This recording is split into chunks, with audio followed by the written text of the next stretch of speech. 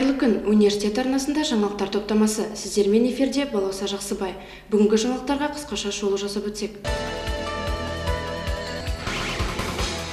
Елбасының жыл сайынғы нұрлы жол болашаққа бастар жол атты халыққа жолдауының талқылауы өтті.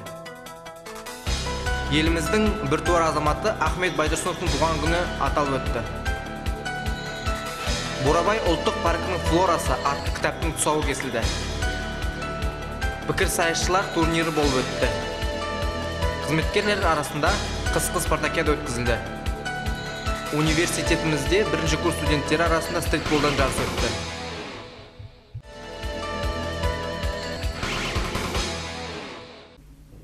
жылдың 4 ақпан күні Қостанай мемлекеттік университетінің оқу залында Қазақстан Республикасының президенті Нұрсұлтан Әбішұлы Назарбаевтың жыл сайынғы нұрлы жол болашаққа бастар жол атты халыққа жолдауына талқылау өтті. 2015 жылдың 4 ақпаны күні Қостанай мемлекеттік университетінің оқу залында Қазақстан Республика президенті Нұрсұлтан Әбішұлы Назарбаевтың жыл сайынғы нұрлы жол болашаққа бастар жол атты халыққа жолдауына талқылау өтті. Іс-шараға қаламыздың Островский атындағы кітапханасы, университетіміздің оқытушылары мен студенттері қатысты. Елбасымыз, ата-бабамыз, қазақ елінің ұлы хандары Есім хан, Қасым ханның жолын өз кезегіне алып, елбасымыздың нұрлы жолын салды. Мәңгілік ел іргетасы қаланды. Ендігі мақсат әлемдегі ең дамыған 30 елдің қатарына ену, жаңа қуатты инновациялық индустриализацияның дамуы, дәстүрлі салалар кешенін кеңейту, шет ел инвесторларының коммерциялық білім саласында заманауи технологиялар, транспорттық инфрақұрылымына қаржы енгізу. Бұл еліміздің экономикасында маңызды рөл атқарады. Елбасымыздың стратегиясын мүлтіксіз орындап, емтиханнан мүдірмей өту ортақ парыз, абыройлы міндет. Айғаным Еркінқызы, Ерболат Аханов, Жастар ТБ. Қаңтар айының 2-ші жұлдызы қоғам қайраткері, ағартушы ұлы ұстаз Ахмет Байтұрсыновтың туылған күні. Осыған орай Ахан атындағы қара шаңырақта ол кісінің ұлылығын ұлықтайтын іс-шаралар өткізілді.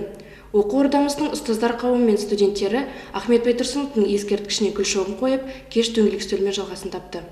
28 қаңтар Алаш рухының ақтаңгері, тұтас буынның төлбасы, кешегі Абай, Ыбырай, Шоқан салған ағартушылық демократтық бағытты ілгері жалғастырушы Ахмет Байтұрсыновтың туылған күні. Дәл осы күні Қостанай мемлекеттік университеті жыл сайын Ахан ескерткішіне арнайы гүл шоқтарын қойып, рухына тағзым етеді.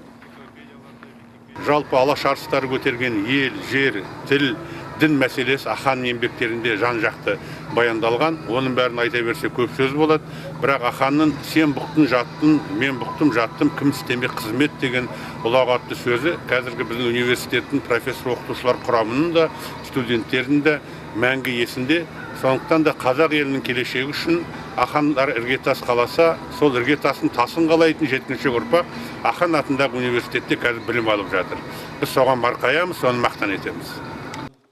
Дәстүрлі іс-шаралар өтумен қатар дөңгелек үстел ұйымдастырылды. Бұл жиынға университетіміздің оқытушы профессорлық қауымы мен студенттері қатысты. Жиын барысында студенттер Ахмет Байтұрсыновтың өлеңдерін оқыды. Сонымен қатар өнер студиясының шәкірттері өз өнерлерін көрсетті. Әрине, Ахан туралы айтылатын ой бір дөңгелек үстелдің шеңберінде бітетін әңгіме емес. Дегенмен де бүгін Аханның соншама жан-жақты, білімді, нағыз ұлттың ұстазы болуға лайықты қазақ халқы қанша тарихта ғұмыр кешетін болса, Аханның бұл еңбегі ешқашан ұмытылмайды деп ойлаймын. Жас ұрпақ үшін ең үлгі алатын еліктейтін тұлға болса, оның нөмірі бірі Ахан болып есептеледі. Ахмет Байтұрсыновтың ерен еңбегі, жасампаздығы ұрпақтар есінде жаңғыра бермек. Қазақ баласы мәңгілік бойтұмар етіп ұстанатын өшпес аманаты деп білеміз. Осынау мерейлі күні ана тілін ардақтаған, ата тарихын қастерлеген ұрпақ алаш ардақтысының әдеби және ғылыми мұрасынан тағылым алып, бабалардың ақ жолы мен азаттық тұғырын асқақтата беретініне нық сенімдеміз.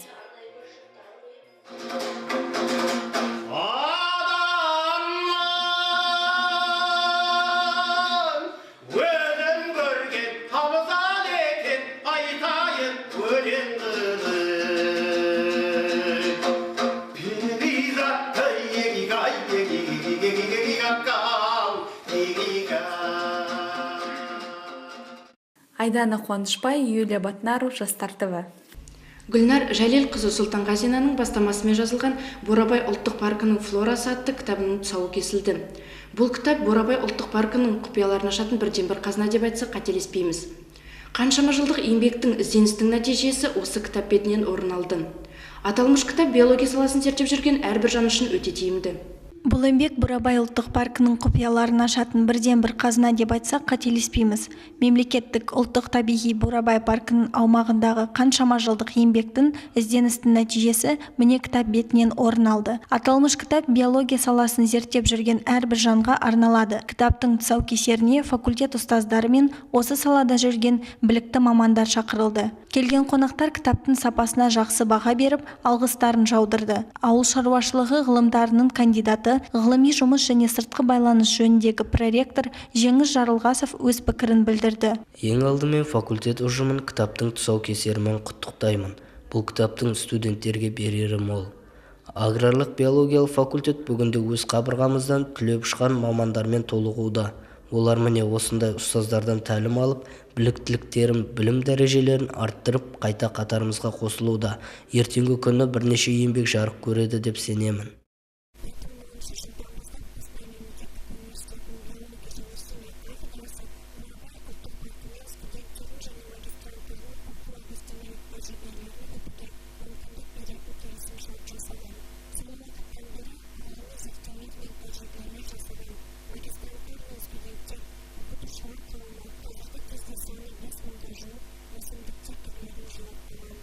Жұпар Қожахметова, Бағдаулет Мақсетов, Жастар ТВ.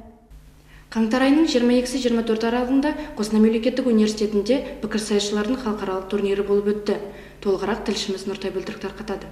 Бұл турнирдің басты ерекшелігі жоғарыда атап кеткеніміздей халықаралық турнир болғандығы. Жарыс қызығын Ресейден келген шағын делегация қыздырды. Осы турнирге дейін Ахмет Шаңырағы 8 бірдей пікірсайысшылар жарысын өткізген болатын. Тиісінше 9-шы турнирде біз күткендей керемет деңгейде өтті. Негізінен турнир Қыму Кап деп аталса, біріншілік Қазақ хандығының 550 жылдығына арналды. Жарыстың алғашқы күні пікірсайысшылар өздерінің лекцияларын жиналған қауымға тарту етті. Лекция барысында өзіміздің ұл қыздарымыз ата-бабамыз алып берген сонау Керей мен Жәнібек, қайрат пен ләззаттарын елеген жырлады. Ресейден келген қонақтар да бос келмегенін көрсетті. Ахмет ұрпақтары дебат клубының президенті Гүлім Опинан айтуы бойынша жарысқа Орыс лигасынан 28, Қазақ лигасынан 40-қа жуық команда қатысты. Рожденный под знаком льва. Топ ішінен оза шапқан Қазақстан құрамасы және қазақ еврейлері командалары жарысқа қорытынды қойды. Пікірсайыстың елді бөлімінде астаналық Бекарыстан Аманжол жеңімпаз атанды.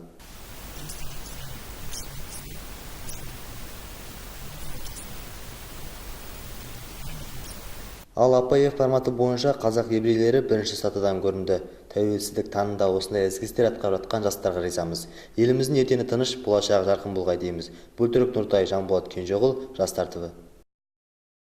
Ахмет Байтұрсынов атындағы Қостанай мемлекеттік университетінде ұлы жеңістің 70 жылдығына және Қазақстан халықтар ассамблеясының 20 жылдығына арналған оқытушылар мен қызметкерлер арасында қысқы спартакиада болып өтті. 10 күнге созылған тартысты жарыс спорттың 8 түрінен ұйымдастырылған. Спартакиаданың салтанатты түрде ашылуы 5 қаңтар күні Сұңқар спорт клубында өтті. 16 қаңтарға дейін жалғасқан жарыс спорттың 8 түрін қамтыды. Ректор алғы сөзінде әріптестеріне сәттілік тілеп, айтулы мерекемен құттықтады. Жарысқа университеттің барлық оқытушы профессорлық құрамы мен қызметкерлері атсалысты. Әріптестер, дәстүр бойынша біздің жылдағы мұғалімдер арасындағы спартакиадамыз бүгін міне ашылуда. Жылда біз тек тікелей жұмыс бабымен емес, жұмыстан тыс кезіндегі арамыздың ара қатынасымыз, ынтымақтастығымыз жарай берсін деп, саламатты өмір сүрейік деген оймен жасалып жатқан спартакиада. Ойын қызықты өтсін, арамыз жанкүйерлеріміз көп болсын, арамыз бірге берсін. Жарыс шағын футболдан бастау алды. Аяқ доп шеберлерінің арасында өткен тартысты бәсекеде оқу орнының әкімшілігі жеңімпаз атанды. Ал жүлделі екінші орынды ветеринарлық және мал шаруашылық технологиясы факультеті иеленді. Үздік үштікті инженерлік техникалық факультет түйіндеді. Стритбол сайысында тарих және құқық факультетінің ерлер және әйелдер құрамасы ешкімге дес берген жоқ. Бұл сындардың қорытындысы бойынша жүлделі екінші орынды университет әкімшілігі еншіледі. Қыздар арасында ветеринарлық және мал шаруашылық факультетінің командасы күміс жүлдеге қол созды. Ақпарат технологиялар факультетінің қос бірдей құрамасы жеңіс тұғырынан 3-ші сатысынан көтерілді.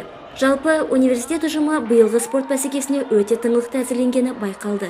Волейбол, дартс, үстел теннисі, тоғызқұмалақ, шахмат жарыстарында да оқытушылар белсенділік танытқанын айта кеткен жөн. Спартакиаданың соңғы сәтінде спортшылар шаңғы тебуден жарысты.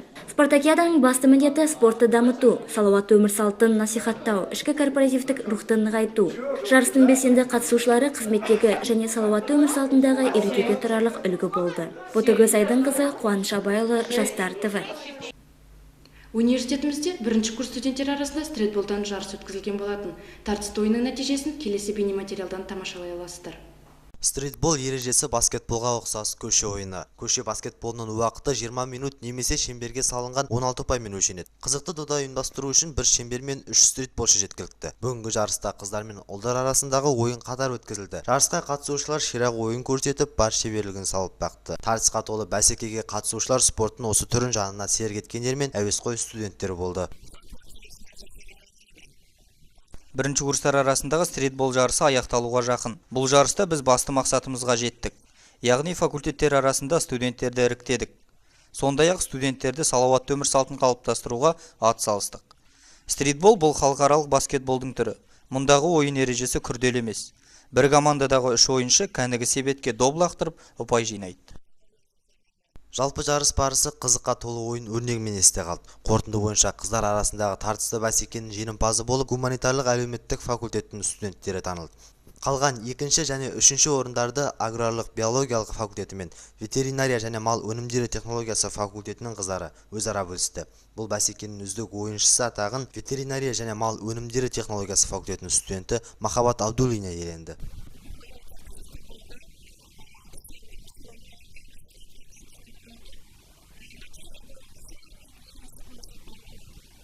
Жарыстың бас төрелісі әділ төрелігінен кейін жеңімпаздарға марапаттау қағазын табыс етті. Сондай-ақ бұл студенттер үшін болашақта университет құрамасына енуге мүмкіндік мол болмақ. Ал ерлер арасындағы бәсекеге келер болсақ, бірінші орында ақпараттық технологиялар факультеті, екінші орында инженерлік техникалық факультетінің екінші командасы, үшінші орында аталмыш факультеттің номері бірінші командасы жеңіп алды. Ойын соңында қатысушылар достық пен сыйластықтың көрінісі ретінде естелік суретке түсіп, керемет әсермен тарқасты. Жанболат Кенжеғұл, Бағдәулет Мақсетов, Жастар ТВ.